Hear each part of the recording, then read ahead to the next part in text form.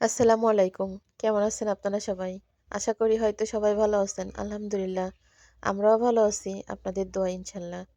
তো আজকে দুপুরে রান্না করতেছি হচ্ছে ফুলকপি দিয়ে, ডিম দিয়ে আর হচ্ছে ওলকপি দিয়ে। রান্না করছেন কিনা জানি না। যদি কেউ এই রান্নাটা না করে থাকেন, তো আমার ভিডিওটা দেখার পরে রান্না করে খেয়ে দেখবেন। ওলকপি না দিলেও চলবে।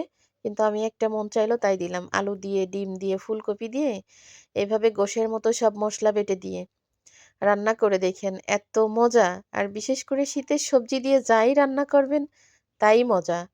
ফুলকপি দিয়ে, ডিম দিয়ে, কুমড়ো বড়ি দিয়ে, আলু দিয়ে একদম গামাখা গামাখা ঝোল করে রান্না করলেও কিন্তু সত্যি অনেক স্বাদ লাগে।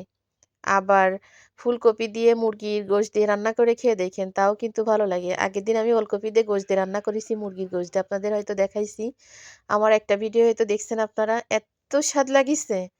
তারপরও চিন্তা করছি আরেকবার রান্না করব। তা শীতের সবজি দিয়ে আসলে যাই রান্না করবেন তাই ভালো লাগে। ওই ডিমটা অসুস্থ হয়ে পড়ছে, ফেটে গেছে। আর ডিমে আমি কখনো ডিমে আমি কখনো হচ্ছে হলুদ দিই না। এই যে ডিমগুলা ভাজি জাস্ট শুধু লবণ দিয়ে। ডিমের কোরমা করলেও আমি হলুদ দিই না। ডিম ভেজে এইভাবে আস্ত ডিম দিয়ে তরকারি রান্না করলেও আমি হলুদ দিই না। কারণ এই তরকারিতে ডিমের কালারটা কত সুন্দর হয়ে যাবে দেখবেন। হলুদ দিলে ওই হলদে হলদে কিন্তু একটা কালার থাকে, ডিসকালার হয়ে যায়। কিন্তু ওই তরকারির ওই তেলের যে মসলার কালার দেখেন কত সুন্দর লাগে আমার। লাস্টে তরকারির ভিডিও দেখেন কত সুন্দর কালার হয়। তো কখনো হলুদ দিয়ে ভাজবেন না, এমনি শুধু সাদা ডিম ভাজি করবেন। তো এখানে আমার ফুলকপি কষানো হয়ে গেছে, মশলা কষাই তো ফুলকপি দিয়ে দিচ্ছি, ফুলকপিও কষানো শেষ হয়ে গেছে। এবার ঝোলের পানি দিয়ে আমি ডিমগুলা দিয়ে দেব। আসলে রান্না হচ্ছে সম্পূর্ণটা হচ্ছে মহিলাদের কাছে, পুরুষ মানুষের কাজ বাজার করে আনা, মহিলাদের কাজ হচ্ছে রান্না করা। তো আমরা চাইলেই যে কোনো জিনিস যে কোনোভাবে কিন্তু আমরা রান্না করতে পারি, শুধু একটু বুদ্ধি খাটালেই সম্ভব।